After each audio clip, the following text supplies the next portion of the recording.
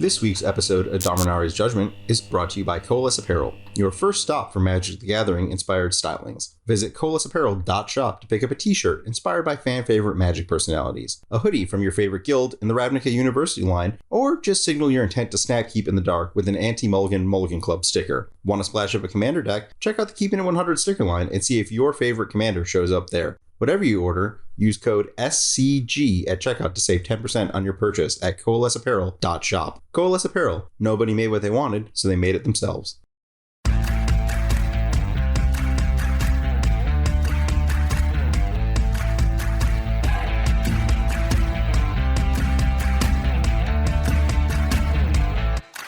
Hello everyone and welcome to episode 44 of Dominaria Judgment, which is, for now, a weekly modern podcast brought to you by StarCityGames.com. I'm Dom Harvey, I'm here with Ari Lax, and for the final episode of this era, what better way to send this off than some real monkey business? Yeah, it's been an interesting year of Modern, which is saying a lot because I don't think anything got banned since we started the podcast. So despite that, it's been a whirlwind year-ish of the format. And I think that there's a single card that you can point to headlining it, and that is Ragavan Nimble Pilferer words. And I think that it's worth a discussion of that card because it's possibly the most important and broadest card in the format in terms of where it's showing up now.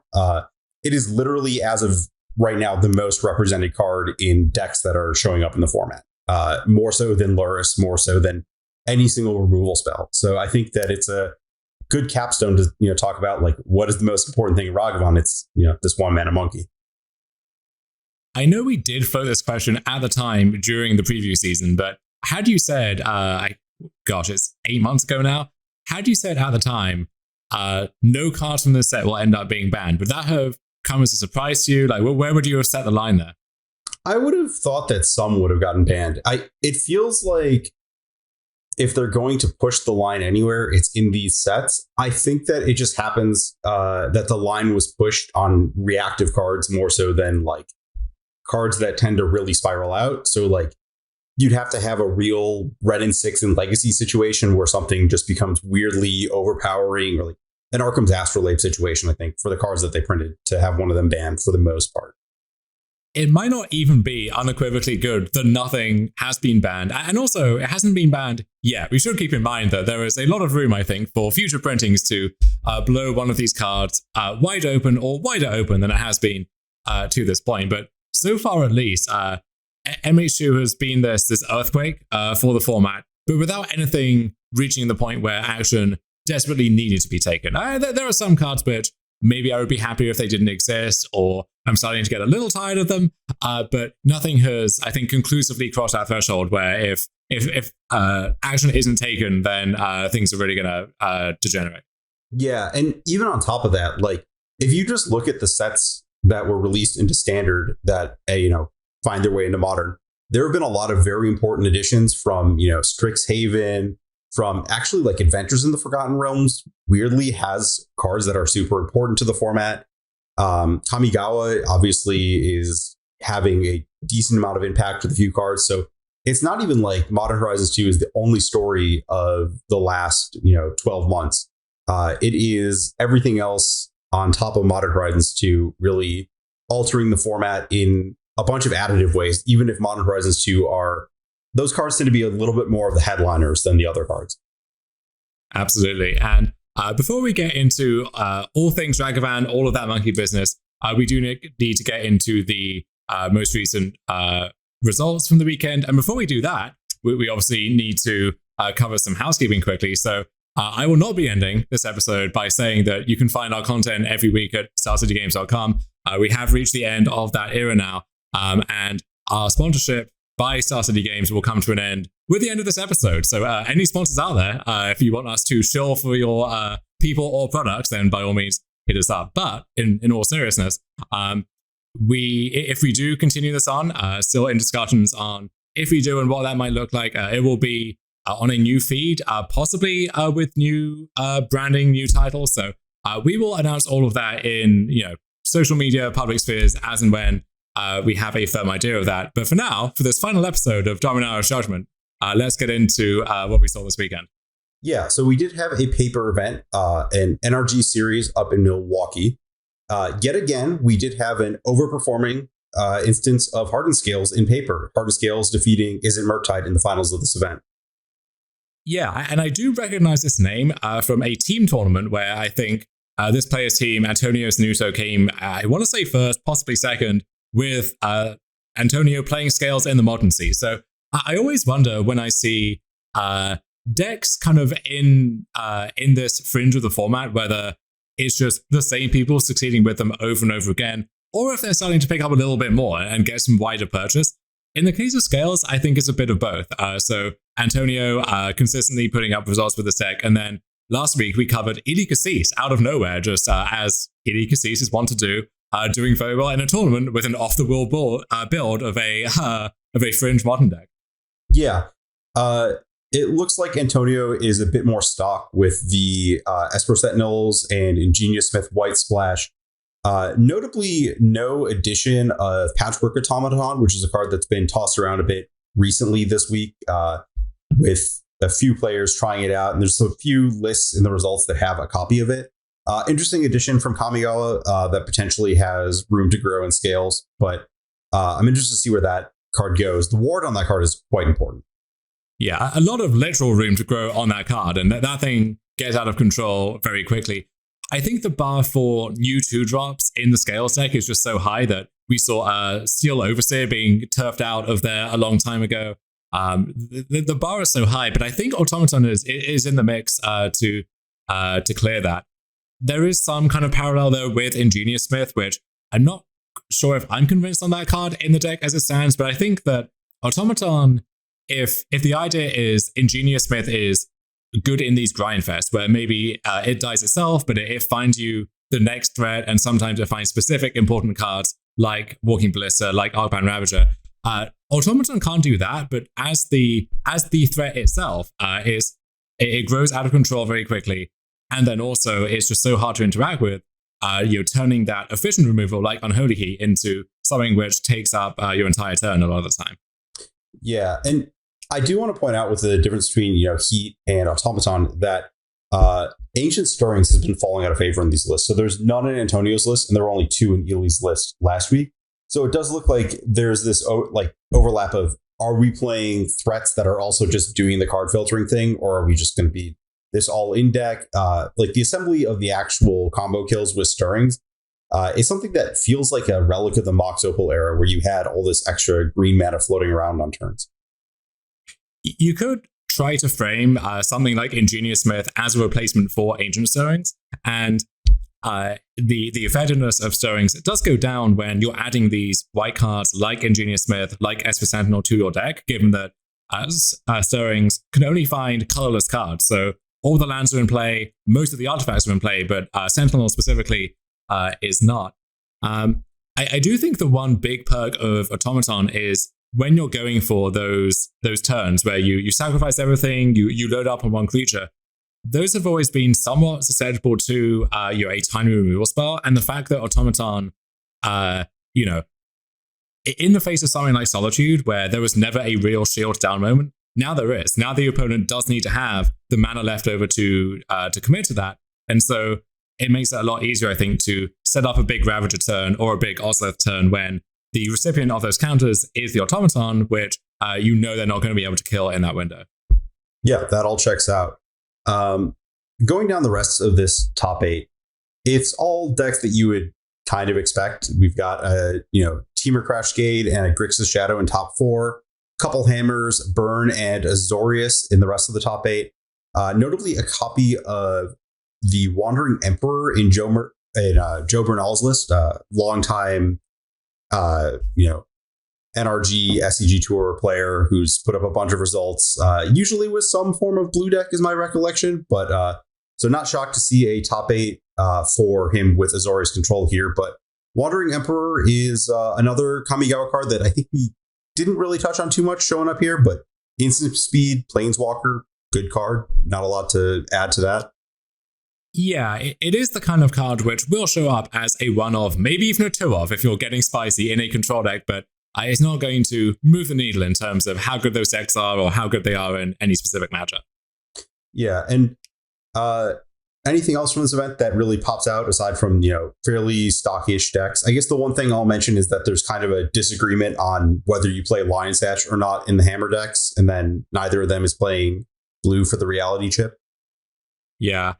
Thinking more about the Wandering Emperor quickly, I wonder if you look at the card and you think, okay, this is another layer of protection against Hammer, for example, or just large creatures in general.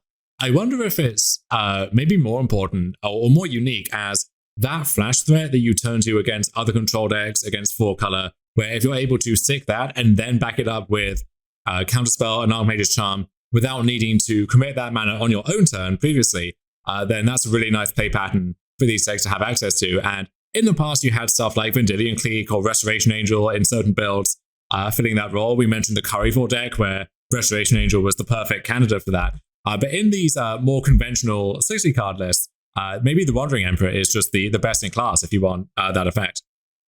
Yeah, it's also just like relatively low impact to put a white Planeswalker into your deck, because most of the scenarios where you're going to be all jammed up with clunky cards and you really need to deploy stuff are the ones where you're going to be leaning on Solitude. And at that point, like, if your expensive clunky card is a white card, it just gets pitched and is not a huge deal.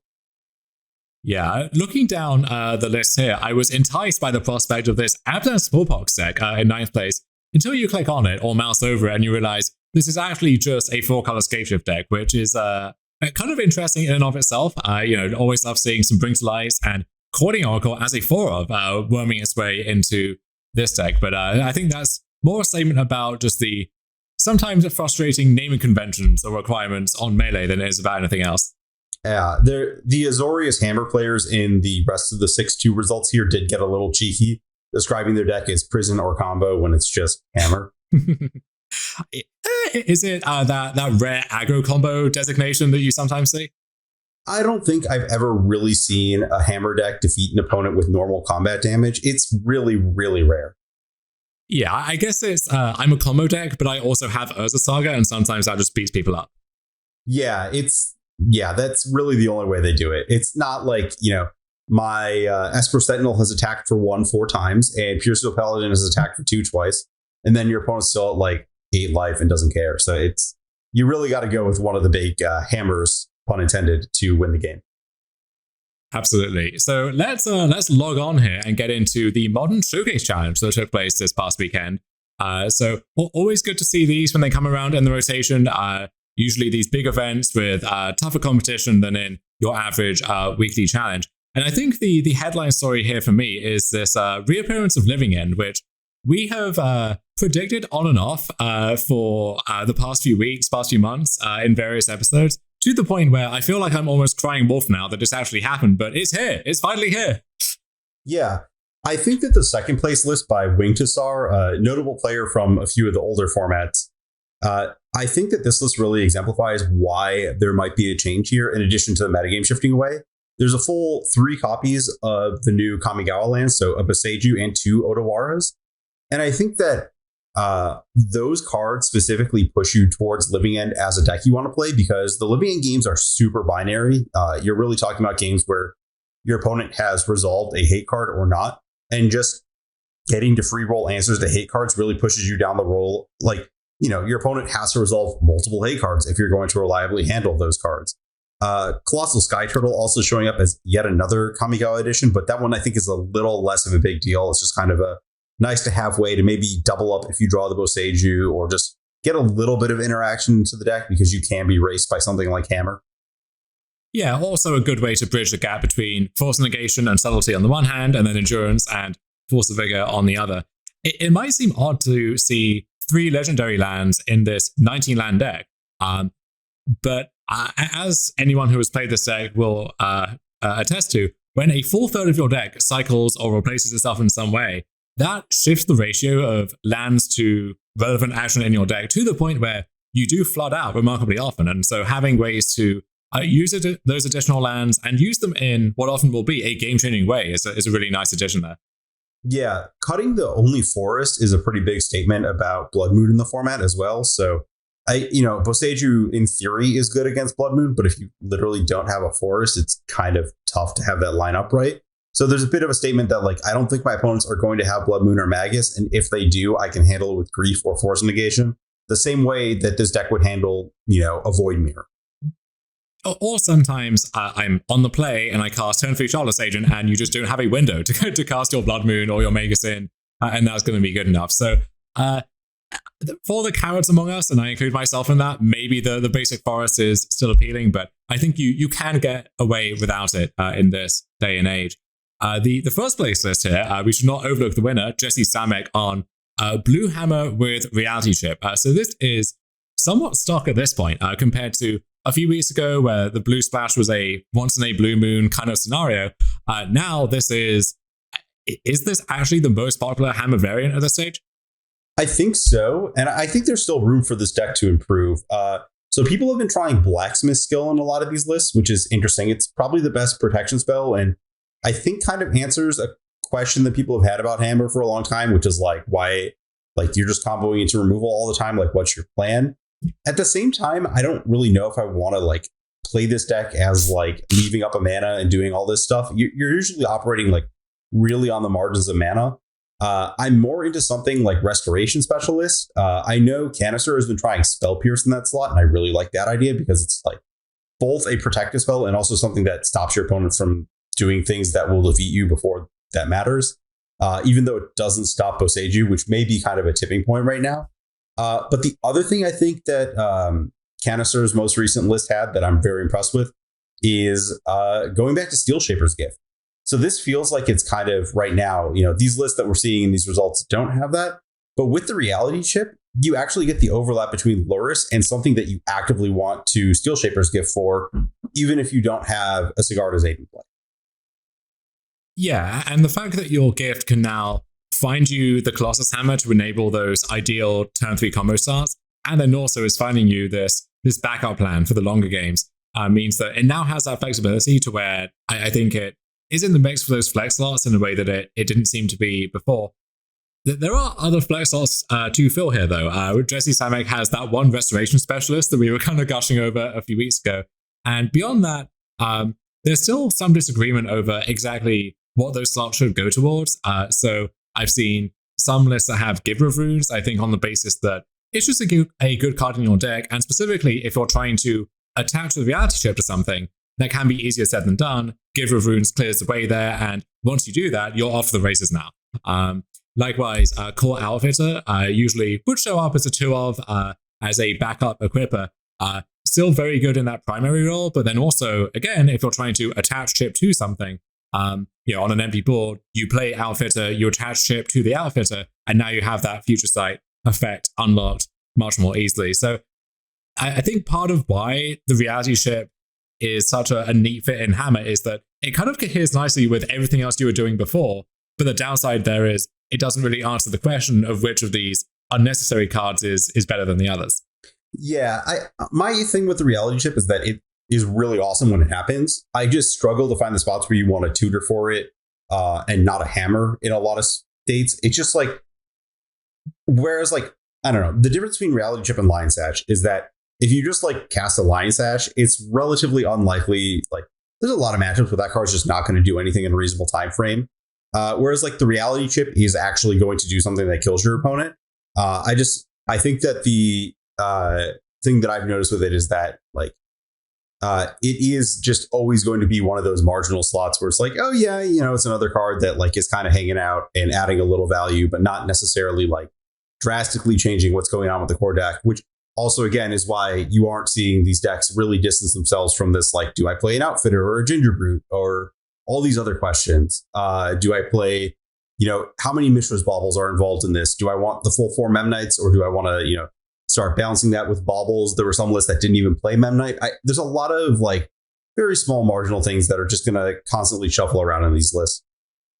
Maybe one answer to that is you're not tutoring for the chip, you're just hoping to draw it. So I saw a list from modern streamer Eyelash TV this week, really leaning as hard on Reality Chip as you can. So she was playing 3 copies scattered throughout the 75, and the rest of the deck was constructed in a way so as to maximize that. So in most hammer lists, Crusherbot aside, you see Springleaf Drum over Paradise Mantle, for example. That card just mostly a better fit with how the deck is built.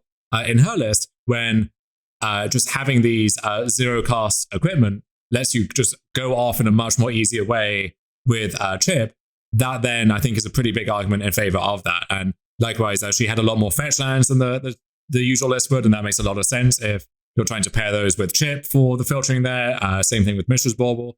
So I think there is room to really lean hard into this card if you want to, but if you don't want to, if you just want to play your hammer list that has this late game grafted into it at low cost, then you can do that too.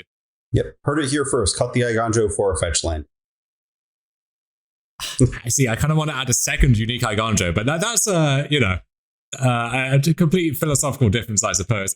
Let's get into an entirely new concept, one that we, I guess, did see pop up last week, so this isn't completely unprecedented, but Kenji Samura, really on a tear recently, won a PTQ on Magic Online a few weeks ago, back at it here, top 8ing the showcase, very nice position for that Mox leaderboard race as well. And he's doing this not with Grixis Shadow or 4-color or Hammer, he's doing it with John Food here in Modern.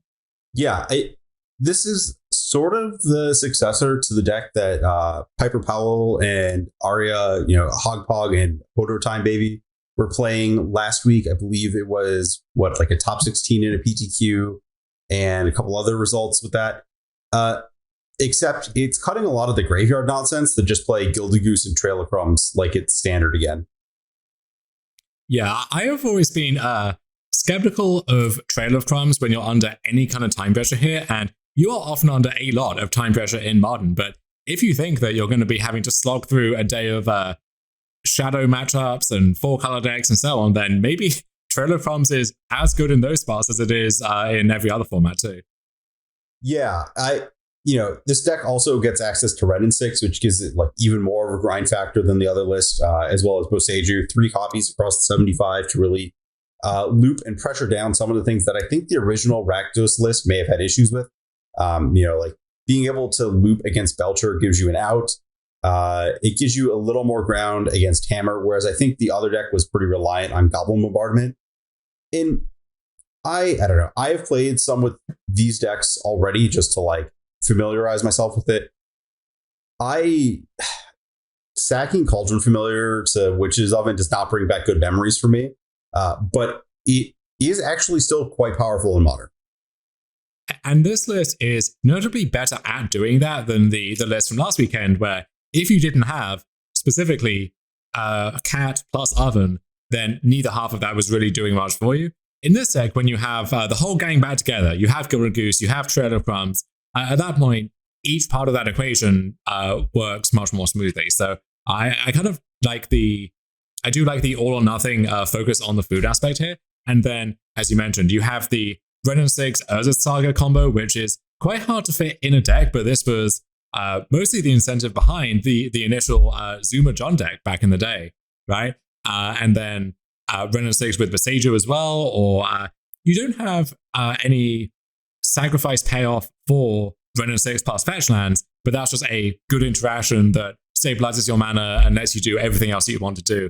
And in this deck specifically, you can find ways to use your spare mana. This has always been one of the strengths of the food decks across every format they've appeared in, is that they're very mana hungry, literally, but they make good use of that mana. And so Red and 6 buying back a fetch land on turn 5, turn 6 actually is a relevant play most of the time.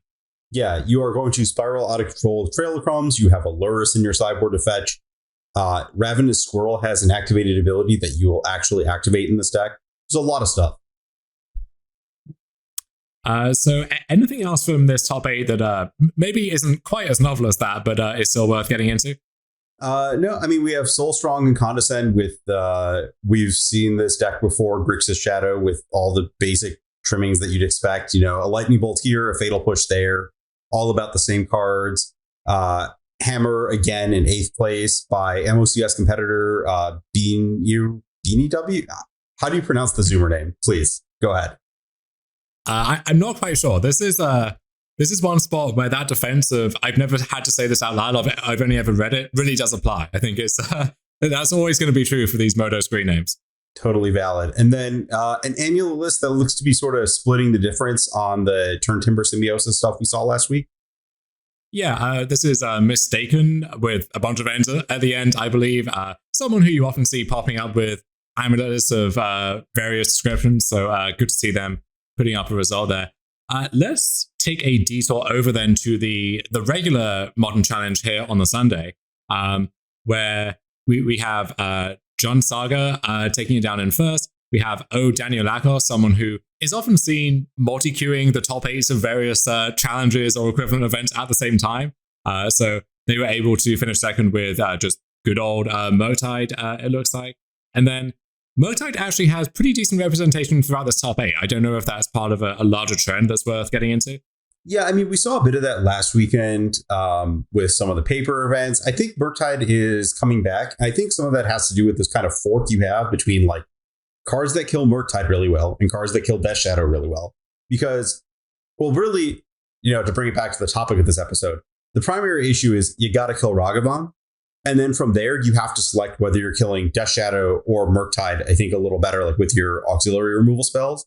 And because of Shadow's dominance, you've seen things like Portable Hole really go up in value, but you cannot Portable Hole a Murktide Regent.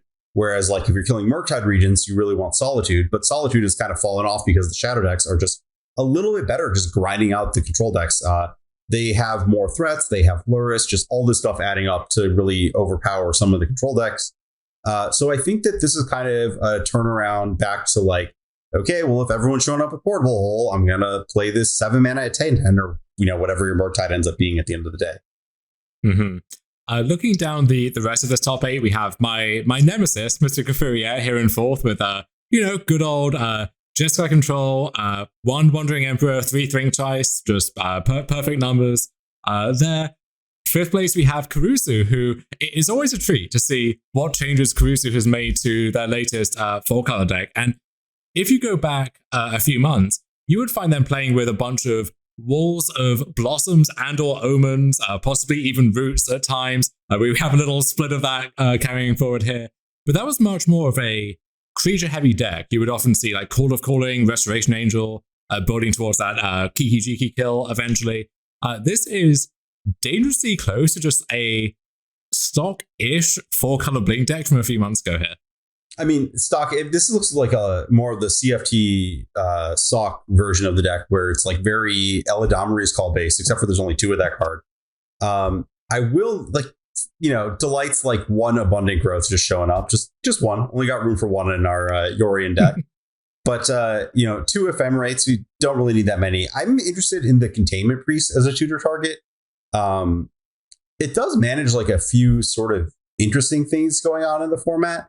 But like if you might want a different one if Living End is continuing to stay around. Oh, does that have the same weird Graticus Cage-esque wording there? I believe the issue is that you sacrifice it, correct? Oh, okay. So yeah, there's another like different weird timing aspect to all of that. I do wonder, so with these Eladamri score decks, it's very tempting to cram the main deck full of these situational bullets, but you do have to be honest with yourself about which of these are actually main deck worthy and which I could probably relegate to the sideboard. The main deck Containment Priest is interesting because we do have some amount of graveyard coverage via the 1 Endurance, which is also in this main deck. So I wonder exactly what that priest is hoping to target, because against the top decks in the format, it doesn't really do too much for you. Against something like Dredge or Living End, I maybe could not see it, but you already have the Endurance there. So I don't know why here, why now, especially as, this isn't one of those like Death and Taxes decks where you're pairing this with Flicker Wisp to build your own Vindicate or anything like that. This is just, sometimes they're going to need a Containment Priest, but I personally cannot see when that's the case. Well, if you expect all your Amulet opponents to be casting Turn Timber Symbiosis, sure. It is also notably better against the latest builds of Oops All Spells because it's, they cannot finagle their way out of it with Memory's Journey in quite the same way. They're forced down like the Memory's Journey route. Like you just get to commit it on the spot. It's not like you're just like sitting up with Endurance and then like they refire and then like you spent your mana. It's just like, oh, I just get to hang out with the Containment Priest and just stop their Memory's Journey when they go to kill me with Thassa's Oracle. Mm-hmm. Yeah, I think it's also kind of marginal too, and I would point towards swapping that with the Meddling Mage in the sideboard maybe. But it is an interesting card to see show up because it's easy to forget that it's actually in Modern. And then tragically close to the top 8 without actually making it through here, we have Harmonic Prodigy, of all things. Yeah, this deck's floated around the leagues a bit. This is the Harmonic Prodigy is the 1 in a red 1/3 prowess from Modern Horizons 2 with, if an ability of a shaman or another wizard you control trigger it an additional time. So you're pairing that with Rage Forger, 2 in a red, Lorwyn Block. I don't want to say all-star, but like spunky, hopeful hero. It's a 2/2. When it enters the battlefield, you put a +1/+1 counter on each other shaman you control. And whenever a creature with a +1/+1 counter you control attacks, it does 1 damage to your opponent or planeswalker they control. So basically, you get double counters and double pings with the Prodigy, and your opponent basically gets one shot by this.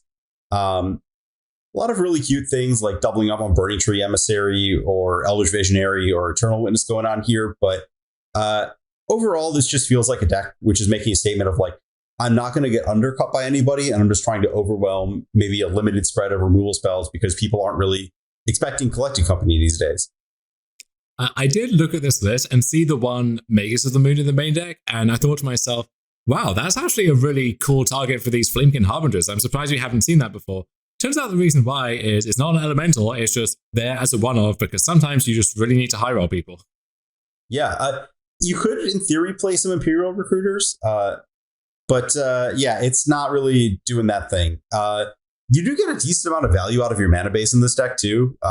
Though 22 lands in a Collected Company deck with just Ignoble Hierarch as a mana source to ramp you up feels a little light. Maybe I'm underestimating the Prodigy Emissary setup for the companies, but you are like 22 lands, but like some of those lands are Caverns and Den of Bugbears and Blast Zones. So still not, one of the drawbacks of these 2-color decks in Modern versus the monocolor decks is that you aren't quite getting there. Like when you're this tribal deck, like you're losing a lot of the like Mutavault style value, and this deck manages to claw a bit of that back.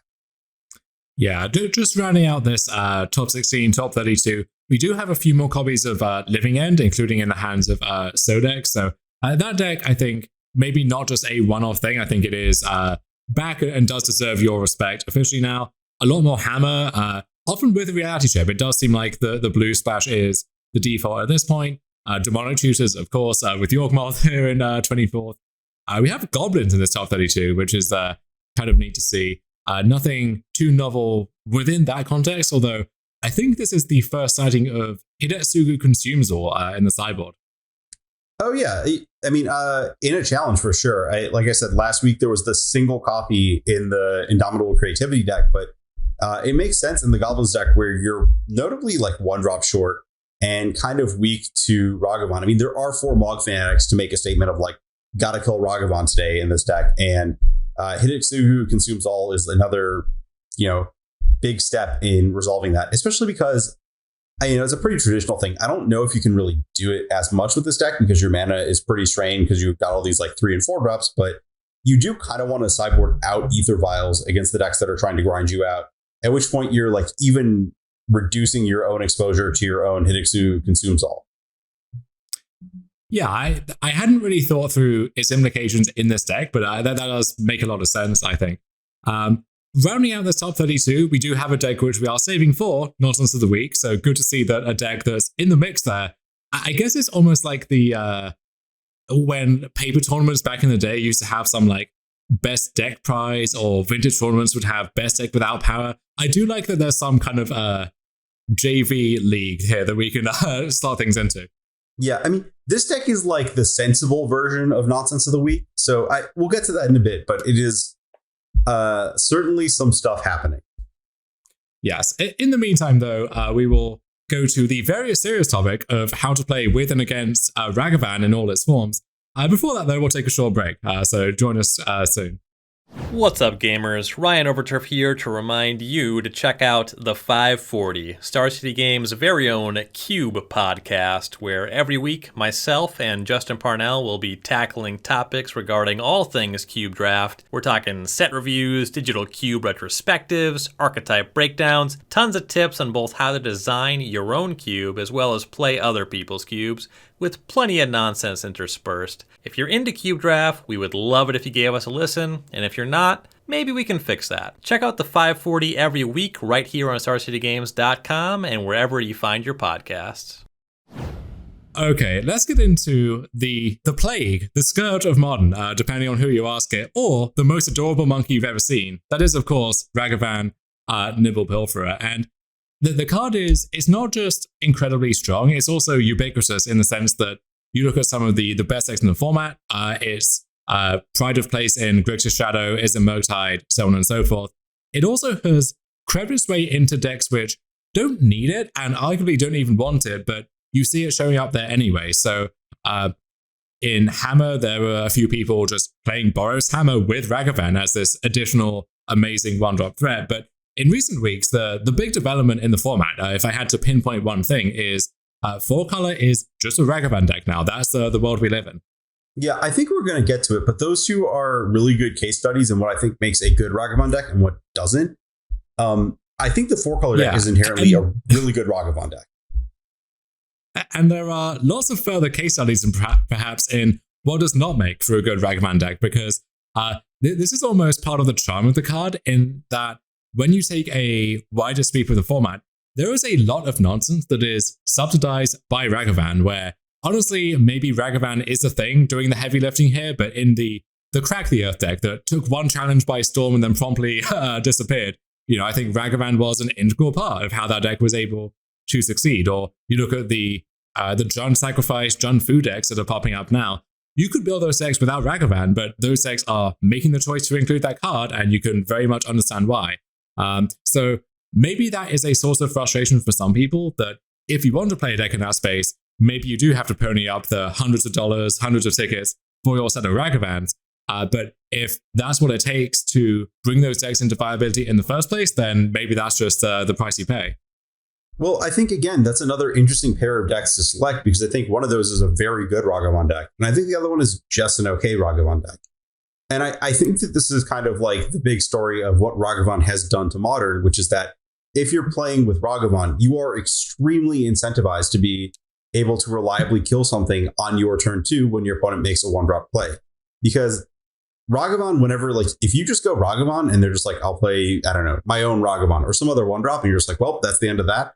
That's not the best thing. I mean, it's not the worst. You've played a 1-mana spell and it probably trades for their 1-mana spell.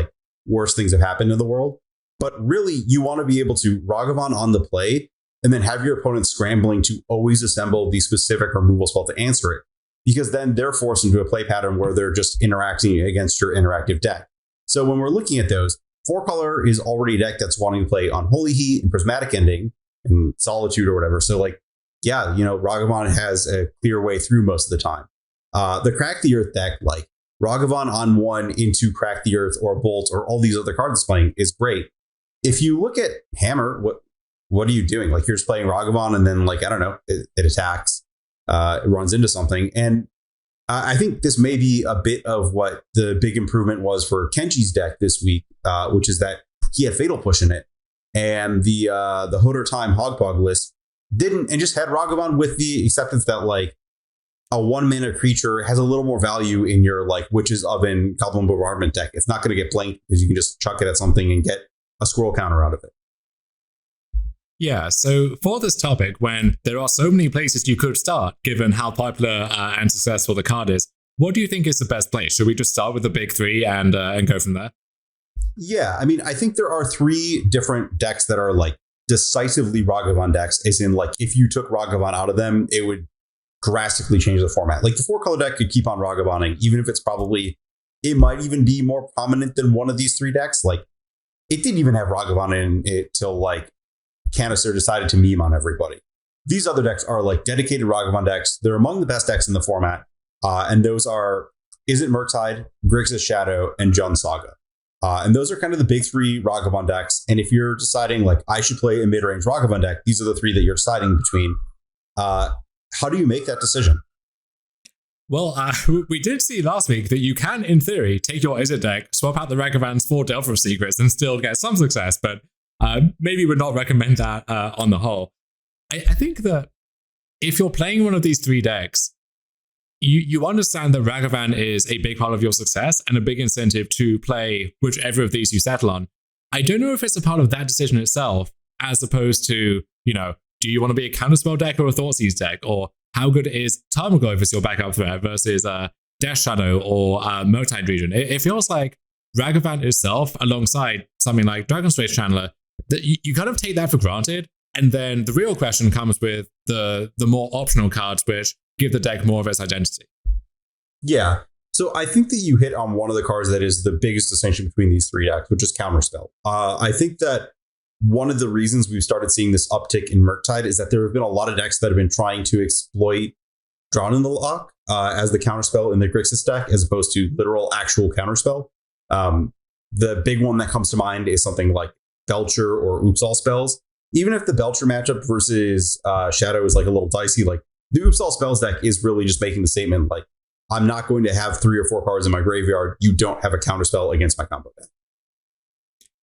Yeah, and I think it ties into a larger question of Ragavan in a proactive role versus using reactive cards to back up Ragavan. And then Drown in the Lock is this tantalizing card in between where, in theory, it can play both roles. It can be the way to void whatever they did on their turn, maybe their removal spell for the Ragavan, or it can be the thing that swats a blocker out of the way to let Ragavan or your other creatures connect.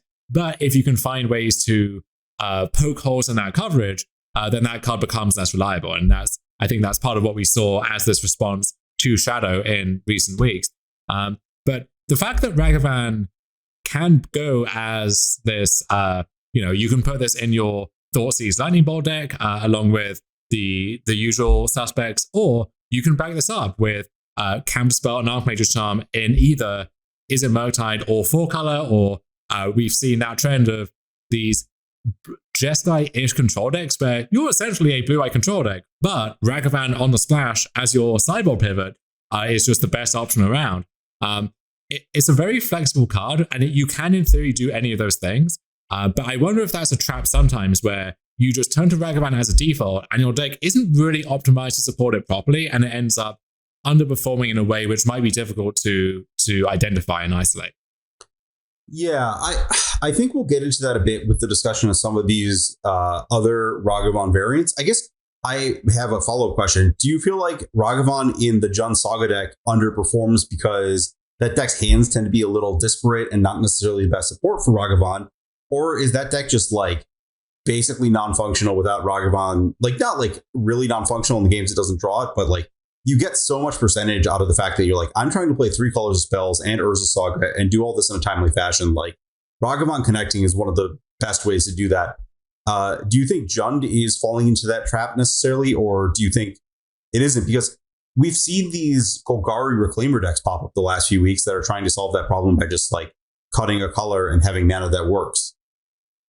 Yeah, we even saw the FNoob rule deck kind of cutting the other color instead and going a different way there.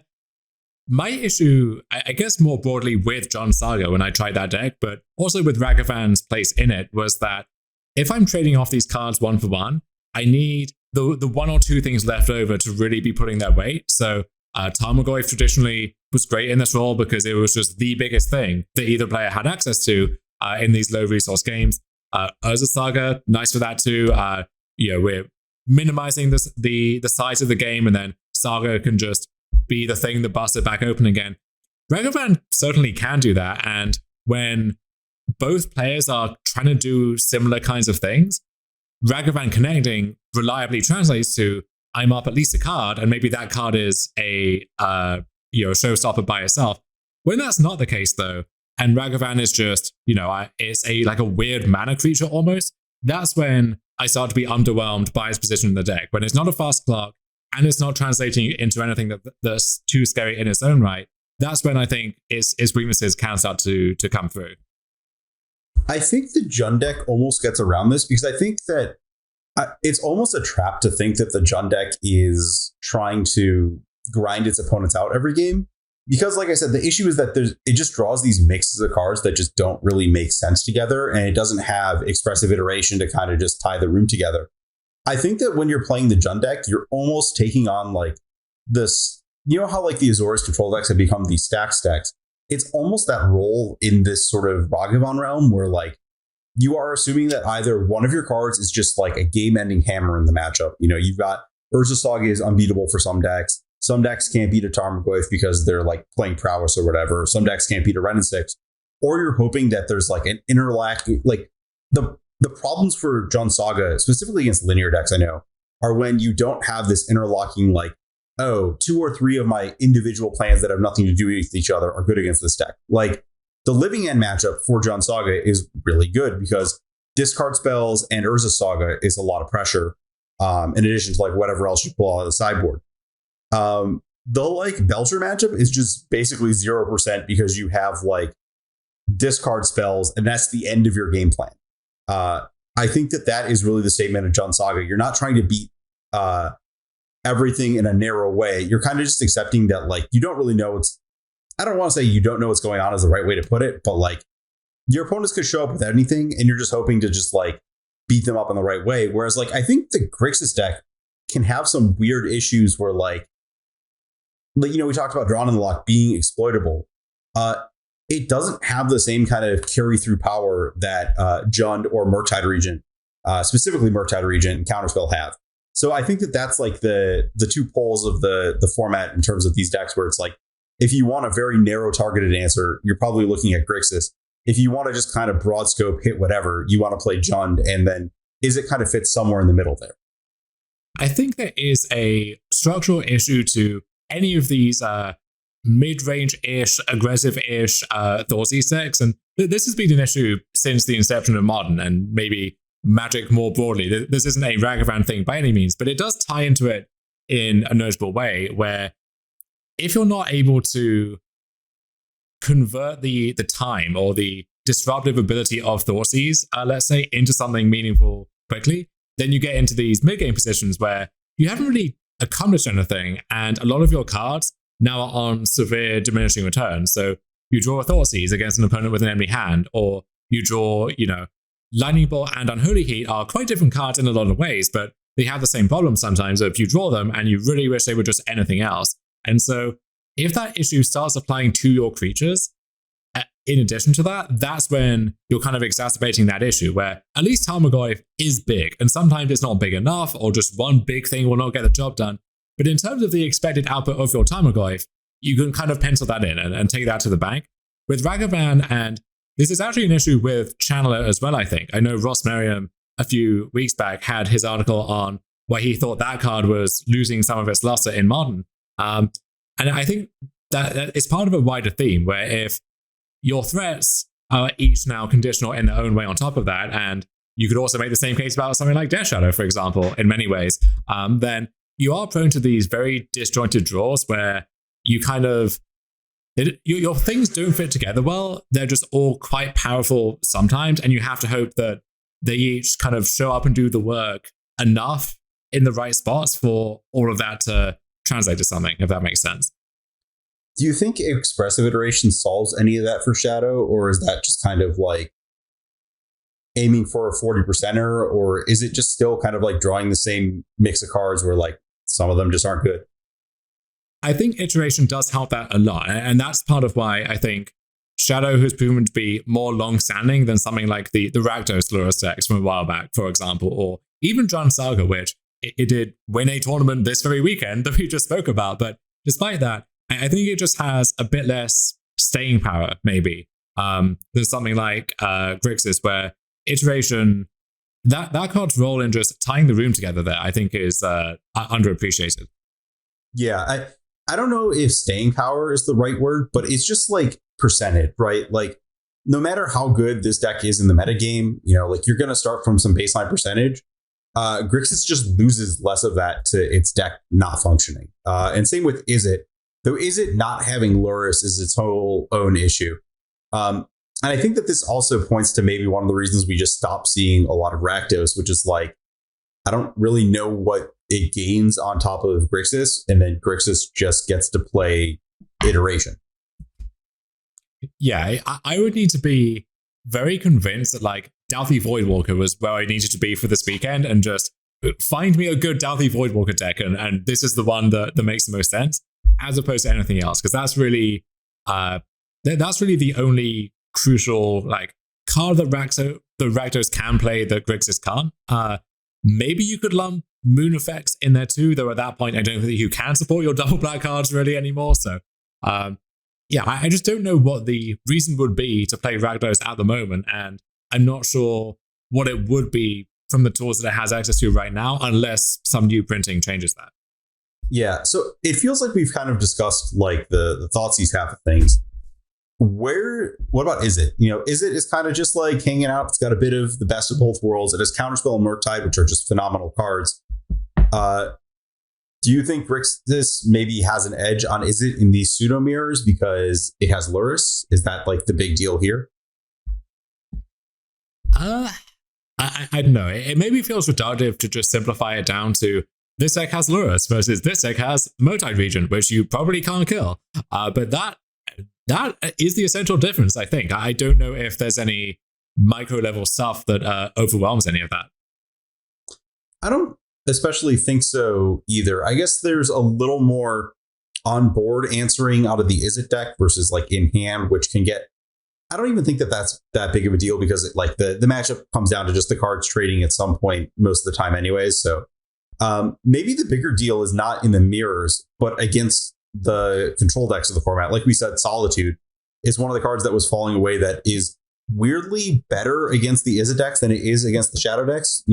Not just because of Murktide, but because the Solitude decks represent decks that are actually able to kill the first 3 threats. And that is like a third of the threats in your Izzet deck, which is a huge issue. Whereas in Grixis, it's like, well, I'll Thoughtseize a removal spell, I'll Iteration, I'll Lurrus, and just like you end up with just a little bit more gas at the end of the game. Let's look at Izzet as a Ragavan deck specifically. Where do you think the card is better or worse in the average case here than in something like Grixis? And how do its play patterns differ at all if they do? I think it's significantly better. I think that Izzet does 2 things better with Ragavan than some of the other decks. One is, like I mentioned, that focus on battlefield removal. I guess it's really all the same thing. Like the 2 differences are excessive amounts of Lightning Bolt and excessive amounts of Counterspell. And it really speaks to a plan where what is happening is you are maximizing the mana that Ragavan gives you by making sure all of your answers trade for your opponent's mana. When you like Ragavan plus Thoughtseize, your opponent gets to deploy stuff and like still be doing things because you're not trading for mana.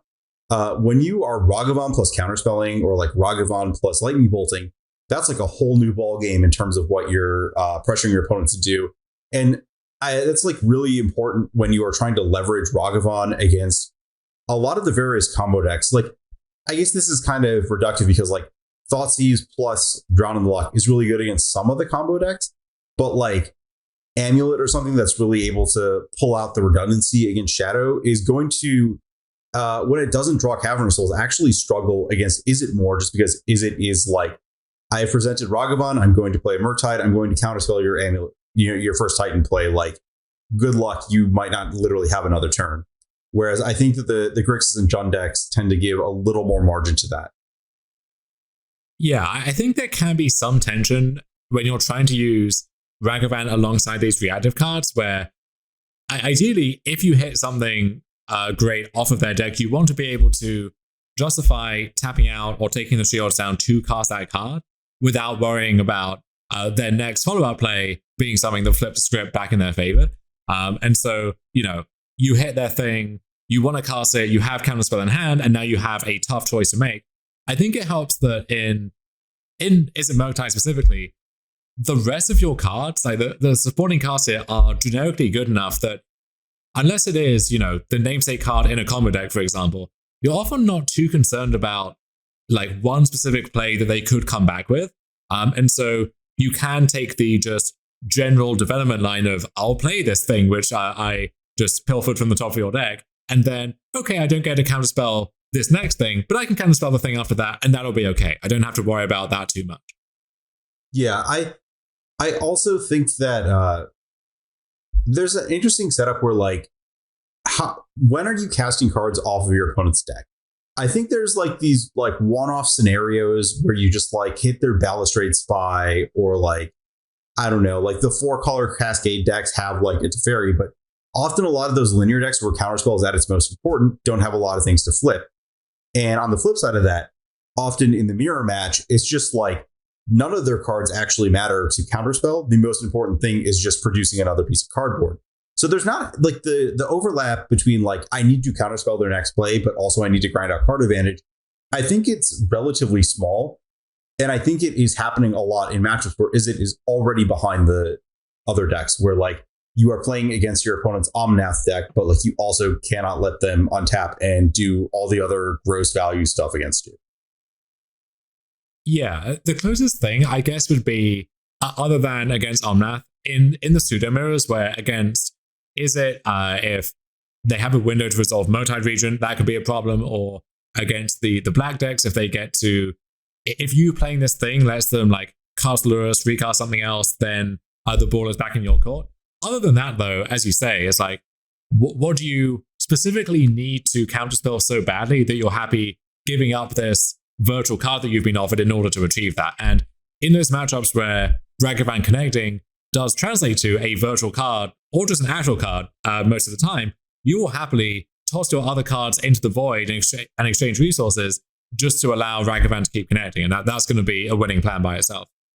Yeah, I also think that this is the kind of thing where like there's only a window where it matters, because one of the things that you find with Ragavan connecting is that like the first connect doesn't feel like it gets you a lot of places, but if it ever connects twice, you don't even care about casting cards. You just have like so much extra mana on the opponent that you just get to do whatever you want and interact with them.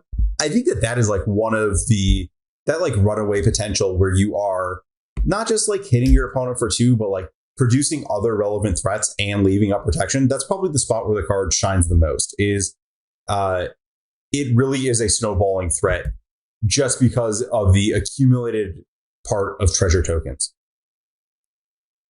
So I do wonder about that. I know when Ragavan was first being previewed and then the initial round of discussion about it, one point that, Patrick Sullivan made, not to put words in his mouth, but I think this is a fair characterization of it, was like, how different is Ragavan than something like Goblin Guide in the sense of when it connects for the second time, is that because it's Ragavan specifically connecting, or is it that your 1-drop got to connect twice and you would be pretty ahead no matter what it is? I do think Ragavan, and the treasure generation is essential here, it does have that ability to allow the first hit to beget the second hit and to make that more likely. But I think it's worth pointing out that, yeah, sometimes it'll be the fact that your opponent's draw was weak to begin with that allowed your Ragavan to keep doing that work. And, if you started on Dragon's Rage Channeler instead and it had attacked for 6 by now and filtered the top of your deck at the same time, then that probably would have been a winning sequence as well. Maybe. I think that some of that discussion is rooted in like an old era of 1-drops in a lot of ways, where like, I think that there's some of this is like a lot of the old 1-dropping is just like inherently tied in memory to like Rishon Report and Wasteland and other formats, where it's like, oh yeah, you hit twice with a 1-drop and your opponent never got to cast a spell because every other card in your deck is a Stone Ring. I think that one of the things that really changed since not Modern Horizons 2, but probably 2019-ish, is this idea that you can take multiple hits from threats at different levels and survive. Like, you used to be able to tank 2 Tarmogoyf hits and like recover from there. I don't think you can do that with most of the other cards. And I think like we're talking about Goblin Guide. Goblin Guide requires you to put a very specific set of cards in your deck to make the second hit actually win the game. And you can build decks with Ragavan that just like function normally. Like the Ragavan decks, when they don't have Ragavan, are a lot more functional than like a burn deck whose hand is just like all spells, no creatures.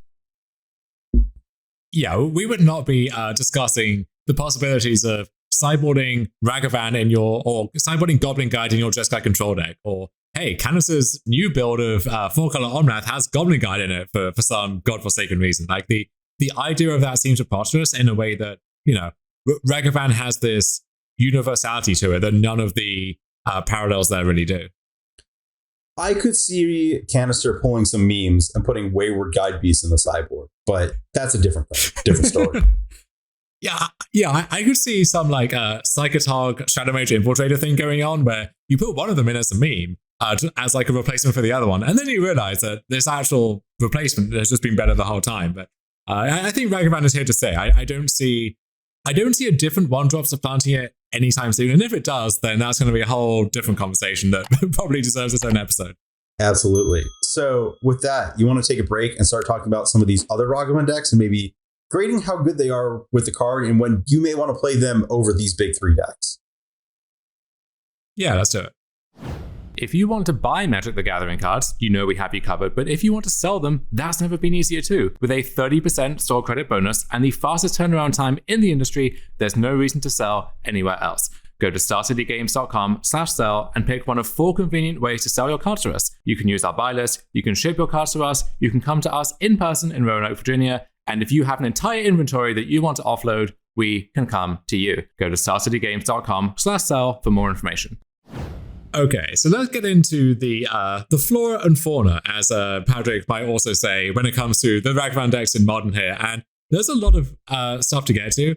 And with a lot of these, are these load-bearing Ragavans? Is Ragavan the reason that most of these decks get to exist? Or is this what they need to keep up in a world where everyone else also has Ragavan in their deck, it seems like? Well, I think the best place to start this discussion is 4-color, because that deck didn't have Ragavan for the longest time, and then it did. And I think that it's interesting that you start on this topic of like, are they trying to compete with the other Ragavan decks? Because I actually think that the 4-color deck with Ragavan is trying to not... It was already supposed to be good against the Ragavan decks. I think that deck is trying to hedge its bets against the rest of the field by playing Ragavan. Yeah, I don't have the reps in with these newest iterations of 4-color to know, is Ragavan a good card against these like Grixis and Izzet decks? I assume it stays in the deck, but I don't know. If you found your opening hand open and you see a Ragavan, are you happy just by virtue of that alone? I don't know quite where it falls on that spectrum, but yeah, certainly against any deck that isn't trying to fight fair with you, where the game isn't going to be this drawn out slugfest, that's when Ragavan really shines. Yeah, I think that to answer your question, I think it's a card that it's one of those weird cards where like it's about the same as the card you're replacing with it. It just appears to like it's going to feel very different because it's so polarizing. It's like the kind of thing where like what's the difference in equity between taking $50 or flipping for 100? It's 0, but like, yeah, it feels different. That's kind of how the Ragavans feel against the other Ragavan decks.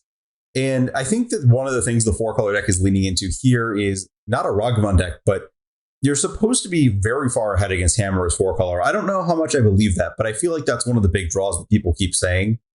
And I think that is a matchup where Ragavan is a sacrifice, and that's something you're fine doing. Whereas like, we've talked for months, what is the reason that 4-color ever falls out of the limelight? People start exploiting it with like Balustrade Spies and nonsense like that. And Ragavan is pretty good there at running people over in the same way that Ragavan is running people over out of the Murktide decks. Yeah, I'm trying to cast around for a good parallel for this card, and I think once you find yourself trying to do that, I think you probably shouldn't. I think those marginal comparisons tend to hurt more than they help. I wonder if a good analogy here, though, is maybe like Lotus Cobra in like the standard decks from that era, where it was your only cheap creature. And so, yeah, a lot of the time it would just eat a removal spell that likely wouldn't hit anything else. And the card had a lot of, feast or famine play patterns. But the upside of that card was so good that sometimes it would just convert into something strong anyway, despite that kind of added risk associated with it.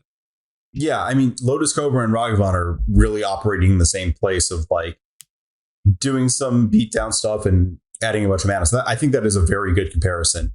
Though Lotus Cobra is still in standard. Now that you mention it. But easy to forget, yeah. Completely different topic for that one. What about the other control decks with Ragavan? So I think there's like a split here, right? There's the Jeskai deck that has Ragavan in the sideboard. And then there's the TSB Yendrek, not Shadow Grixis deck. Or I guess it has white usually, but do you feel like these are fairly good applications of Ragavan? I really don't know, honestly, because with the 4-color deck, the idea seemed kind of odd to me at first, but it makes sense in the context of if you compare Ragavan to like a Wrenn and 6, for example. What is that card doing for you when it's not just tying your mana together? It's this threat that generates this continuous advantage turn after turn, and the rest of your deck is designed to enable that and to embellish that. And so, yeah, this isn't your grandmother's Ragavan Wrenn and 6 deck, but it kind of makes sense that all of these pieces would fit together in that way. I think when you're putting Ragavan in the sideboard of a true classic control deck, you're doing something very different. Where at this point, this is a juke. This is a sideboard pivot where you know that they're taking out their, I don't know, their prismatic endings, or more likely their lightning bolts or something, their fatal pushes. And hey, if it's paper magic, you can literally see them doing that some of the time. And that's when, that turn on Ragavan will catch them off guard and possibly translate into a win by itself. And so that feels like a very different proposition than just, I'm playing this card because I'm playing all the good cards, and that's literally the mission statement of my entire deck. Yeah, I think that in the Azorius deck, there's also this other problem where like your cards can be very bad against the field in certain matchups, and you just need something to bail you out. And I think that maybe Ragavan is actually tied to I'd have to go back and look at the list, but I would not be shocked if there were more Archmage's Charms and Cryptic Commands than usual, where like your hope is just like, this matchup is not good in any way, shape, or form, no matter how I slice it, because like Solitude and Chalice don't do anything. So I'm just going to like put some counter spells and prismatic endings in my deck and just try to counter all their things and control Ragavan for a while. You also get into this issue where, because so many of your cards are conditional in some way, so yeah, there are matchups where Supreme Verdict is your best card, some matchups where it's your worst card. When there's not much overlap between what your best or worst cards are at any given time, you do need some of your sideboard cards to be generic enough that you can just board them in and hope for the best. And so maybe Ragavan is that. Maybe it's a thing which, whatever my worst card is, I can bring in Ragavan, and maybe it's less reliable here or more reliable here, but it's at least a plan in a way that, if these were other cards which are 0s or 10s, maybe the mapping just wouldn't work out properly. I actually love that comparison, because I'm thinking back, and this was way back when I started playing Standard, this was actually a debate with the card Nantuko Shade. This was like the original Cabal Coffers mono black control. You would board in the card in every single matchup except for one. And everyone asked, why isn't this card in your main deck? Like, why don't you just play, your Ragavan deck in this era to mix the metaphors? And the answer is just like, well, if I just play game one and my opponents have dead fatal pushes in their deck, that's great. Even if they leave in the correct number game two, I'm getting the edge of Ragavan. Whereas like if they just overload on removal, the Ragavan's never going to get anywhere. And also, I guess there's also this balance of like Chalice of the Void there. So I think that that's actually like a really good analogy, is like, whatever the worst cards in your deck are, they're better as Ragavans, but game one, the card is going to have much less impact than it will out of the sideboard. Yeah, and that is an eternal truth about sideboarding, is that just because you board in a card most of the time, that doesn't mean it's a main deck card. It means it's a good card in sideboarded games, given the constraints that you're working under. And that's always a good thing to keep in mind. I think actually the most interesting application that we've got to so far is in this TSB Yendrek deck that kind of straddles that gap, where it's not a true control deck in the same way, but it's also not this, Channeler Ragavan Heat deck where you can kind of fill it out however you want. This is a deck where Ragavan is the only real threat in that space. Like, it's not, I'm going to play Ragavan on turn one, or I'm going to play Channeler. It's, I'm going to play Ragavan, or I'm passing the turn and aiming towards this like 7 or 8 turn game. So I think Ragavan belonging in that deck is maybe more of a statement about the card's power and its versatility than its role anywhere else there. Yeah, and I think maybe something that we didn't touch on when talking about the big three decks, but maybe applies more here, is that these decks can better pick and choose. If you're playing the 7-turn game, there's actually this idea that like maybe I don't just want to trade my Ragavan for the removal spell now. I can just wait till a later turn, fight this fight when I want because of the dash mechanic, and then move on from there. So I think that that's something that these decks bring to the table that maybe isn't quite as maximized in the other decks, where like you're just like, oh yeah, I get to dash Ragavan today. I think that these decks really get to leverage like how their opponents are using their mana to respect that play. Yeah, maybe the appeal here is for these reactive Lurrus decks, which isn't something that you hear too often, but we saw the that blue-black Lurrus control deck actually top 8 the Sunday challenge that we spoke about, and I think Yendrik's deck is kind of in a similar space.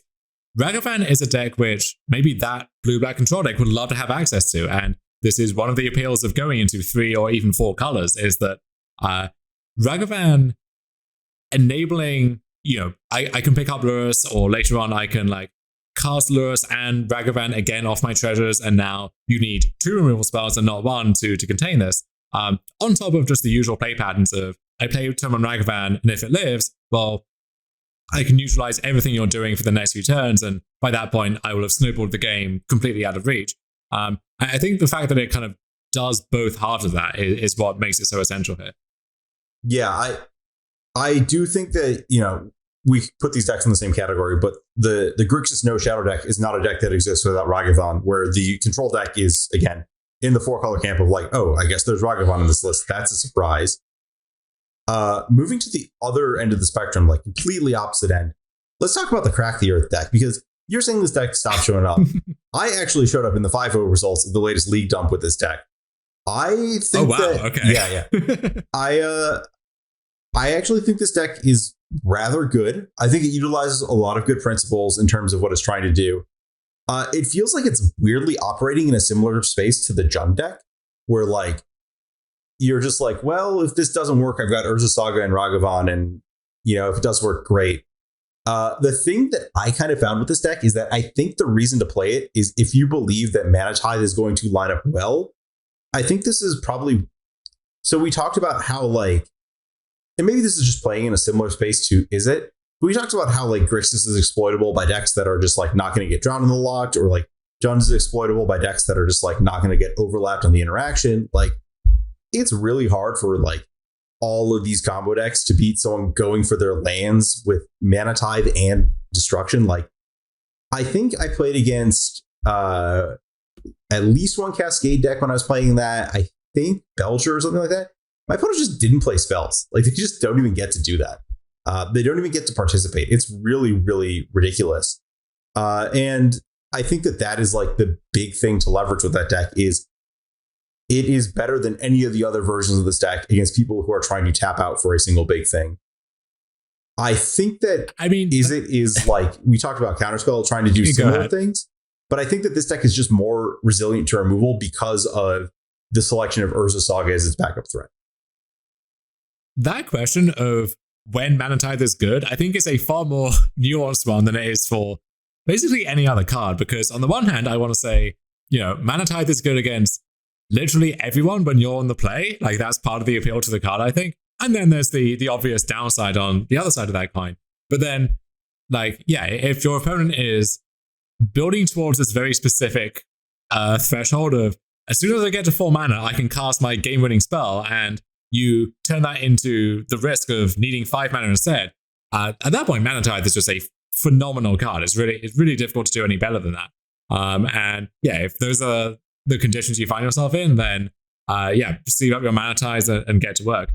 I don't know if I want this deck to be a long-term player, just given how miserable it seems like it is to play against a lot of the time. But conceptually, the fact that it can exist, this is one of the more creative uses of that whole like Channeler Ragavan starting point that we've seen. Yeah, I mean, I'm an aficionado of Richard Umport, so I love this card, like this deck's functionality. You don't have to. I totally respect people who are like not a fan of it, and I think that, like you said, there are ways that it kind of crumbles. I did sideboard out Mana Tithe. You should probably sideboard out Mana Tithe fairly aggressively when you're playing this deck against decks that Mana Tithe is not absolutely going to catch. But I have some respect for this deck, and like you said, I don't expect it to have crazy staying power, but it is better than the meme it looks like on the surface. Mm-hmm. Let's move on to an old favorite in Modern, and that's the prowess decks, which we haven't seen make a fully fledged resurgence since their high point, almost a year ago now. But we have seen them pop up here and there, and when they do, it is actually an open question sometimes of whether they contain Ragavan. So we've seen these lists that are the prowess and pseudo prowess threats. So, Swift Spear, Soulscar Mage, Dragon's Mage Channeler, and then Ragavan sometimes is maybe the last one drop out of those decks. And then you see other decks that are just the 416 and those Wrath threats, and then the rest of our deck is all one drops as well. And that is, keeping it as lean and efficient as humanly possible. Yeah, I think that these decks are probably the most unique of the decks that I consider good Ragavan decks. Not because they're like maximally interacting, but because like the fact that, that like worst case scenario of like, well, Ragavan is a 1-mana spell that trades for a 1-mana spell. Like, that's great. That's all this deck ever wants to do, is just like your opponent is going to have to trade for your cards in some fashion. And the like more you can force them to trade, like ideally you don't trade your cards because then you win. But at some point your opponent's going to run out of ways to trade. And that's kind of what this deck is angling for, is everything they can trade for costs 1 or is Luris. So it's just like coming for free. And you're trying to make all those trades as bad as possible on mana for them, while you're just like, filtering through your whole deck with iteration or impulse or light of the stage. So I think that it's a really good Ragavan deck. I think as a broader like reflection on the metagame, it's kind of interesting. This deck's biggest issue is if you look at the big three, it has some like pretty weird discrepancies in how it performs against them. Like, I don't really love this deck against Tarmogoyf, but it's really good against Shadow. Huh. I guess that makes some amount of sense. Tarmogoyf has always been the big roadblock for a deck like that. The Shadow deck, I like, you get into these spots sometimes where for Shadow to be a threat, they have to be within range of all of your other cards finishing them off. So it's not as good of a stabilizer as it seems like it could be. Is there anything else that's worth kind of noting about that matchup there? I think that the sheer volume of card advantage spells is, so like the Jund deck is not trying to, we talked about this where it's just kind of like, I don't know, I'm just throwing cards at my opponent. I'm not really expecting everything to trade 1 for 1. Whereas the Shadow deck is like relatively polarized in terms of like, it often is actually trying to trade 1 for 1 for literally everything. It just like is relatively good at that most of the time. But it kind of falters when your opponent is just like, I will cast Reckless Impulse. I will reveal Reckless Impulse and another spell. I will cast Reckless Impulse again. And that was, having played that matchup, that was kind of the issue I felt from the Shadow side, which is like, it's really easy for the Prowess deck just to get into games where it's just like, I'm producing 2 cards a turn against your deck that is basically forced into trading for everything, because the other option is running into a spot where like you're casting Shadow, but like your opponent has drawn 20 cards or whatever because they've chained all these draw 2s and they're just going to have enough Lava Darts and Lightning Bolts to kill you. It doesn't look like there's a lot of burn in the deck, but it really adds up when you see so much of your deck per game. Is there a world, or maybe is there a build of that deck that would not want Ragavan, do you think? Or is that just, does that seem inconceivable at this point? No, I think it is. I think Ragavan is, I talked about the role of Ragavan as like, this is a 1-drop your opponent has to trade for. I think you could probably replace it with any other 1-drop your opponent has to trade for that you think is superior. I just don't know what that is right now. Okay. Let's move on to a deck which, if I'm reading between the lines, this is the deck that you thought was maybe not a good Ragavan deck necessarily, and this is the new take on Jund Sacrifice, I guess, which is kind of hard to categorize because it is only been a development in the past week or two. But if this deck is here to stay, is Ragavan going to be part of the reason for that? I think that if Ragavan is disposable in Prowess, it is absolutely disposable in these decks, in the sense that like, yeah, you get like some of that polarized binary percentage just by putting it in your deck and winning games where you have it because they don't answer it. But I think that this is generally, I played, this dates back to the other variety of food of these decks where I have found that if you're pairing Urza Saga and an Engine and Rakdos cards, you're really cutting into that removal share that makes Ragavan really good. but you're also constructing a deck where like you're not super interested in trading off Ragavan because your cards are doing things and they're more important than your opponents. So whether that is like Ragavan in the Asmore decks or Ragavan with Cat Oven or Ragavan with all of the above, I think that it's just kind of bound to underperform in these shells. Yeah, that line of reasoning makes sense. I think that in another world where Lurrus wasn't such a be-all and end-all, the idea of Ragavan in conjunction with something like Mayhem Devil or as a bridge to the 3-drops and 4-drops, which you could fill out a deck like this with, would be more appealing. As it is, I mean, I don't know how good it would even be in that role, but in the world that we live in currently, it's like you play it because it's another good 1-drop, and that's all this deck is, really. And that also describes Paris in a very different way, but this deck is just, I have a bunch of 1-drops, and sometimes that 1-drop is triggering my Trail of Crumbs, right? Sometimes it's like taking these other minute game actions, but I have a flurry of 1-drops and some other good stuff to do, and Ragavan seems like part of that equation, but it's not an essential one the way that it is for certainly the 3 decks that headline this discussion. Yeah, I think that the sort of flip side of this is that there are a lot of these clunkier Ragavan decks that are also similarly light on disruption, but the effect that card has on those games is just so transformational that like you see like the Gruul decks that are just like, I have Utopia Sprawl and Ragavan, and this is the important part, where like you need some way to hit further up the curve, and that's kind of what they're doing. There was actually, we mentioned the 9th place deck, one of the challenge, which was the Harmonic Prodigy deck. The other 9th place was the kind of like Boros big stuff piles that have, I think, like sometimes have brought back, sometimes don't.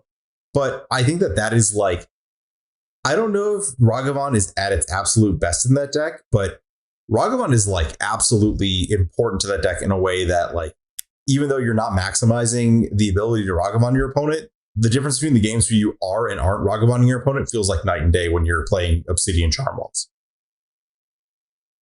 The other thing about Ragavan in a sacrifice shell is that those decks typically are not very sensitive to needing their thing to be good in combat. So often they have a bunch of like Gravecrawlers or Bloodcasts or just like random stuff cluttering out the board. And if, sometimes you're going wide with those, or if one of them is connecting, then any of them is connecting and it's fine.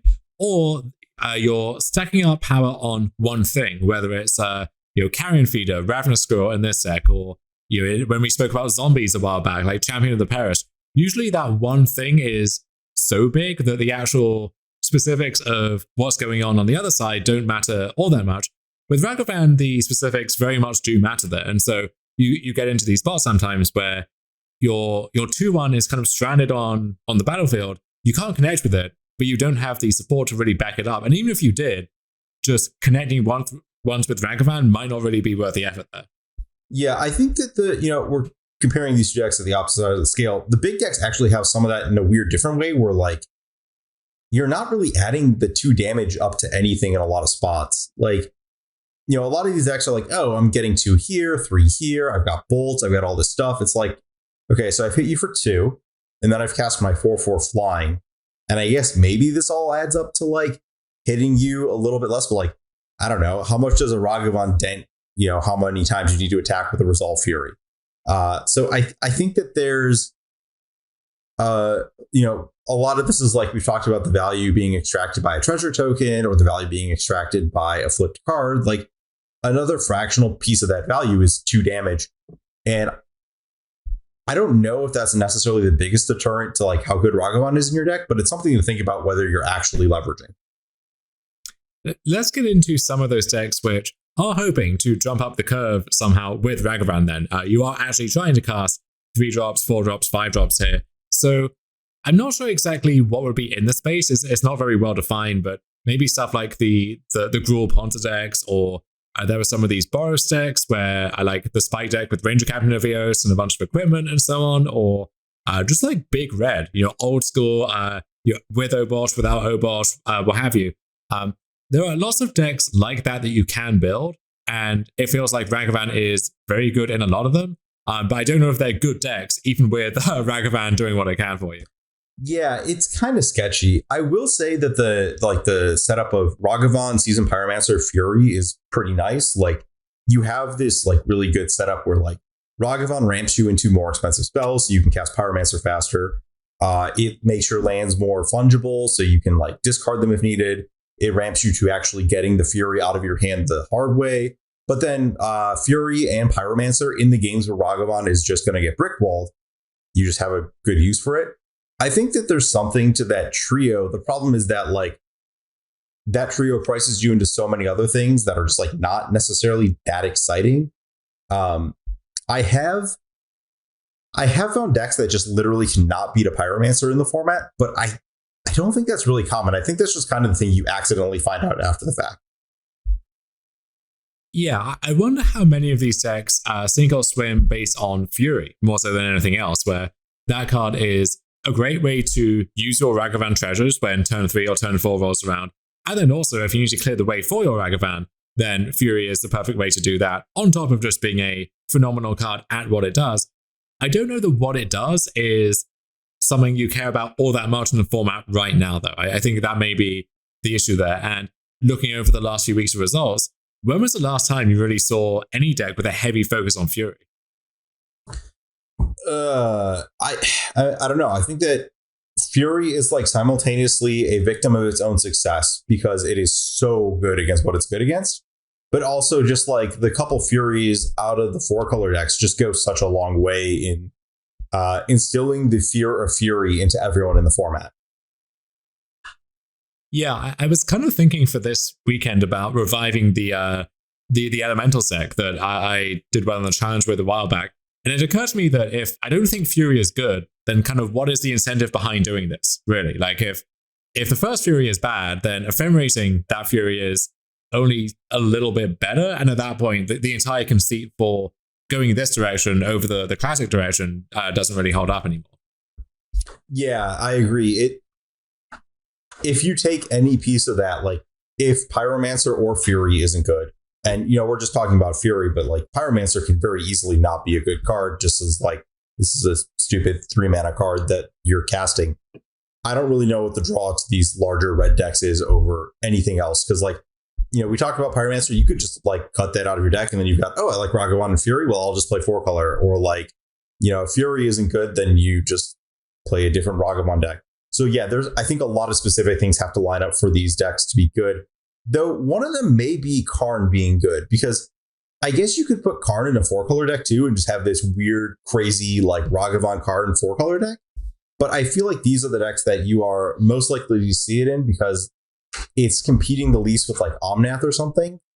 I think that Karn is a card worth keeping in mind when thinking about this pillar of the, I guess, short pillar of the Ragavan metagame. Yes, we did see that F-Noop rule deck, right? That had Ragavan, Elvish Reclaimer, and a few other things going up the curve to Karn as its big payoff there. And then also, I've definitely seen some of Kurusu's decks throughout the ages have, you know, Ragavan, Seasoned Pyromancer, and Fury, along with all the other stuff that usually fills out their 80-card monstrosities. Yeah. Do you remember if F-Noop's deck had Furies in it, or was it just kind of like the other cards? I don't think it did. It was mostly, you know, all the good ones, a few 2s, and then just some 4s thrown in for good measure. Yeah, that sounds like more of what we're discussing is just like, this may be a good deck. Yeah, it was Channeler, Reclaimer, Ragavan, Red and 6. And I guess the other thing to bring up is that these decks broadly are not good against Murktide Regent. The white ones lean super heavily on Prismatic Ending. The green ones just literally can't kill it. That is like broadly an issue. And I guess you have Solitude in some of the white lists, but there's this whole issue with like, I am a not card draw deck that has Fury and Solitude in it. I'm dating this back to when the Talisker, I believe, won the challenge with Jeskai Stoneblade. And that deck has like a lot of issues along those lines where it's just like, I drew a hand and all of my cards say discard a card to cast this. I don't know if Murktide Regent is the good guy or the bad guy here. Like, on one level, I'm glad that there is actually a threat in the format that gets around Unholy Heat and doesn't die to it. On the other hand, the best Murktide Regent deck is also just one of the best Unholy Heat decks, and those two cards are often found as partners in crime more so than anything else. So it's easy to overlook, that side of things when you are the one being pulverized by this 2-mana 8/8 flyer, which arguably should not exist in the first place. Just think about the good old days when you saw it in the list with Inverter of Truce. Just think about that. Yeah, see, I tried that, and what I realized was I could just build a blue-black Murktide deck that didn't have Inverter of Truth and Thassa's Oracle in it. That's true, and then it turns into blue-red. Let's get off this topic of more normal decks and get into the real weird Ragavan decks. And we can start with the combo deck. So Grinding Station is the one that comes to mind, or I guess Underworld Breach, whichever one you want to classify it as. We're just kind of like, I'm sort of a aggressive deck, then sort of a combo deck.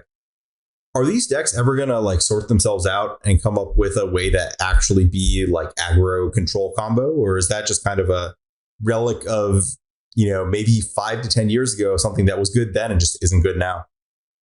I don't think so. I think the way that Ragavan hooks you in with these decks is that it's the best enabler for Mox Ember, which is a potentially very broken card that forces you to put some very bad cards in your deck to enable it. And Ragavan is a good card that enables it, and that is inherently tempting in and of itself. That being said, I'm skeptical of everything else that fills out those decks. I'm, by definition, skeptical of this Artifact plus Enchantment combo deck in a world of, Besejus now, among other things. I don't know. It feels like this is not a good Ragavan deck, and it's not a great deck overall. It just is a deck that has Ragavan in it and has this, one neat interaction to hang your hat on. I do wonder if there is some other Ragavan Mox Amber deck where that interaction can do good work. Maybe alongside Renner 6, which is another great Mox Amber enabler. But what is the joke here? What is the rest of what we're doing? Can I interest you in Bard class? Probably not. You can always interest me in Bard class. Yes. Okay. I do have one thing to say in favor of the Underworld Breach deck, which is that it is the best recursive engineered explosives deck in the format. Were you on the stream with Jarvis when that happened to him and he just got completely angled out of the game by engineered explosives and was very sad about all of his permanents dying? But I think I was watching. It was a great time. Yeah, great time. Twitch.tv/JarvisU to watch him get defeated by engineered explosives whenever he has less than 43 lands in his deck. He did not enjoy that. And I think that is an aspect of this deck that is underrated. And I think that is an aspect of how you can construct like your Grixis and Jund sideboards that is a bit underrated. I think it is noteworthy that I think that defeating other Ragavan decks with engineered explosives is a bit of a trap.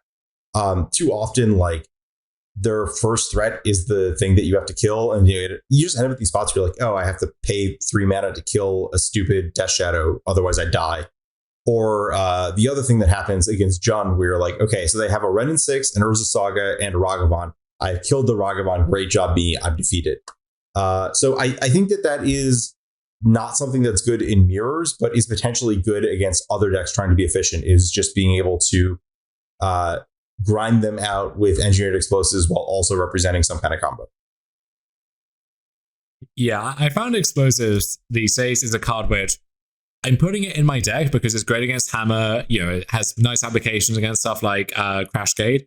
And then if I get ahead against Shadow, I will probably board it in and could maybe find a use for it. But it's not a game changer. And think about how awkward it is you're on the draw, they play turn on Ragavan. By the time you're cracking the explosives, which you probably have to do if that's your only answer to Ragavan, it's already hit you once. You spent your first 2 turns occupied with this, and now they're very well positioned to just rebuild effortlessly. Against the card Lurrus, it has a lot of issues too, where like you're never getting both Lurrus and something it's bringing back, and for the most part, you're never really getting Lurrus with it either. So it's just a very inefficient card in a world that demands efficiency. And so yeah, I think it's still a great card, still has a lot of applications, but this isn't really one of them for the most part. Yeah. I got one more on this list, unless you have another nonsense deck to slip in here for Ragavan decks. Have you Slowgurk assaulted anybody? I have not Slowgurk assaulted anybody. I think this deck all this shell may actually be very, very good and something that we see pick up a lot in the next few weeks. I don't think that when it does, it will have Seismic Assault in it any longer, is the thing. I think you look at this list and it's 4 of a bunch of the generically good cards, and then 3 of a few more of the generically good cards, and then 3 Seismic Assault. And I think the natural move of just upgrading to the 4th copies of all of the good cards may be the next step forward in the deck's evolution, as sad as that is to say. Although, one thing this deck does highlight, actually, is we mentioned the Mox Amber tie-in with Ragavan. That legendary type line may actually be its other secret ability here now, where this deck, like part of the appeal to me, is getting to recycle all of Boseiju, Sokken Zen, and Otawara with Ren and 6 and Slogurk and Life from the Loam. And Ragavan making all of those activations 1 cheaper, on top of sometimes giving you the mana to help kickstart that even further. That is what lets you set up those logs very quickly. You know, you can get to the point where you play turn on Ragavan, you attack, you make a treasure, and then on your turn 2, you can activate Boseiju and buy it back with Ren and 6, and then your opponent is really in the loop. Yeah, I guess with Ragavan and Slogurk, you are paying very little mana to Otawara or Sokkens on people, which is pretty great. Can I interest you in Molten Vortex over Seismic Assault, potentially, I guess, delaying some of your mana requirements, maybe like giving you a little more play at instant speed where you can just like Molten Vortex go, leaf up some kind of interaction, and then like do a bunch of stuff? Maybe, yeah. I don't know if it's the restrictive casting cost on Seismic Assault which is holding me back there, or just thinking that effect, as impressive as it has been historically, is just not really worth a squeeze as it stands in Modern right now. I think it's maybe more so the former, and yeah, if I want to be filling out my deck with a bunch of Boseijus and Otawaras and stuff, it's pretty hard to support a triple red card at that point. Although, again, that's where, Ragavan as a source of Lotus Petals does go a long way. Yeah, I guess Molten Vortex is not necessarily less restrictive. You just can kind of have it do something when you don't draw 3 red sources, or like build a mana base that doesn't need 3 red sources. That might be the bigger thing. Yeah, it's kind of nice with iteration too, where there will be times where you like iterate into Vortex as a 1-drop. You can cast that as the exile card, and then next turn you can get to work there. Yeah, this sounds like a potential upgrade. At least the kind of thing where like you can split your copies a little bit and maybe hedge your mana, like you said, for the iteration cases, or just curving out naturally. Boom, fixed it. Yeah, so that is a deck that I do have a lot of interest in, and would suggest people pick up and try to work on. It is also the last Ragavan deck in our long but perhaps not even exhaustive list that we have here, unless we want to sneak another one in at the finish line. That's all I had. So we can talk about more Ragavan decks forever, or we can get to the nonsense of the week, which is a decidedly non-Ragavan deck. All right, let's come back here and talk about our nonsense of the week, which not only does not play Ragavan, but it has 2 separate deck building restrictions which explicitly forbid it from playing Ragavan. Well, you're allowed to. It would just be a really, really bad idea. This, I think I described it as sensible nonsense, and this is Crashtivity. Is that the right way to describe this deck? Sure, just like Nativity style. Yeah, sure. You just kind of, yeah, sure. We could say that. So this is Crashing Footfalls, but what better to do once you've made 2 Rhino tokens, but to upgrade them into 2 anything else's. This is hybridizing the Archon of Cruelty, Indomitable Creativity shell that we've seen with the Crashing Footfalls setup.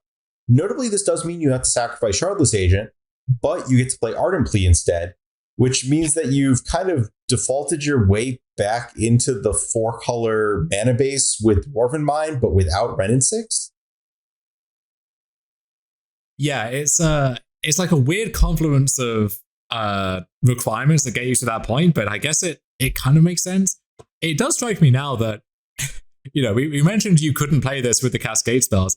I know that people have tried in various Domain Zoo decks just Ragavan alongside Shardless Agent, right? Where, sometimes you agent on turn 2, find yet another threat, and then you keep the ball rolling. And that seems like it's a good sequence on paper, but in practice, those decks just consistently underperform. In this deck, this is how you want to use Charlotte's Agent. Maybe not this specifically, but setting up some guaranteed Cascade combo here. And I do love that you have these two kind of like adjacent decks that are kind of operating in a similar space, and we've just mashed these together, and we've created this beautiful hybrid monster out of it. Yeah, I am sad that the Dwarven Mind restriction means that there's no Odawaras in this deck, but actually this was the deck that we talked about in the challenge. I do like that there was a Nahiri sneaking its way in. This was a card, I believe that there might have been some copies of this in when Doomwake was messing around with the like Yori and Rhinos deck. And Nahiri the Harbinger is a pretty natural pairing for Archon of Cruelty just being in your deck in general. Also just kind of nice to pair like Prismari Command with all these cards. The card that I don't think is nice are these Force of Vigors in the sideboard when your deck only has 4 green cards aside from the Force of Vigors. Yeah, I was roasting the Living End decks a while back for, a scant 8 to 10 other green cards in the deck. This is really taking that to its extreme. So unless you think that card is good enough that you're willing to pay the sticker price for it, I would try to work some more green cards in there, although I don't know how you would even do that at this point, or find something else. We don't need to be wedded to that one card. Yeah. Notable other card that's like popping up in huge numbers here that I think might be worth looking at in other decks is Ashiok Dream Render. Very good against Amulet Titan, relatively good against Dredge and Living End. I think that card has legs in Modern. I don't know if this is the best shell for it, but it's the kind of card that like you should keep in the back of your mind as you're exploring the various lists of the format these days. Possibly turn 2 off for Ragavan. Yeah, I think Ashiok's stock has risen a lot.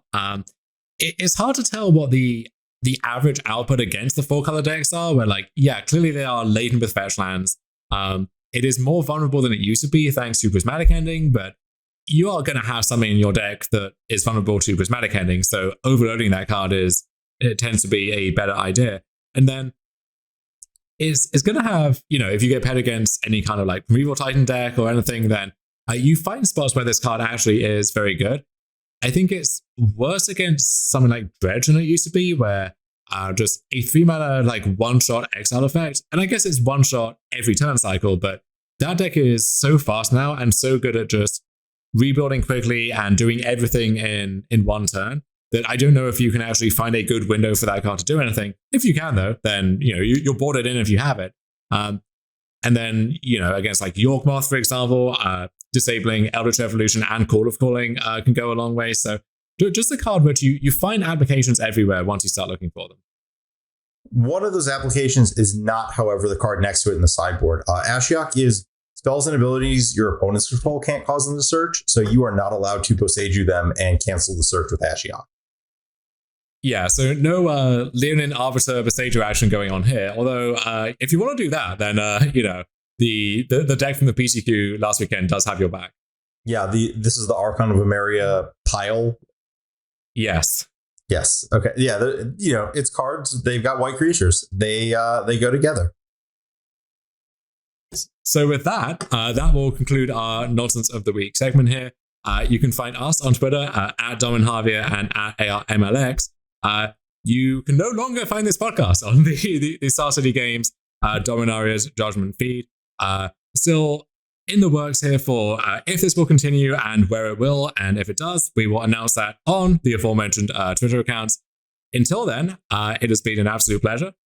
You can jump in here with any kind of parting thoughts if you wish, but otherwise we will hopefully talk to all of you again soon. Yeah, that's it.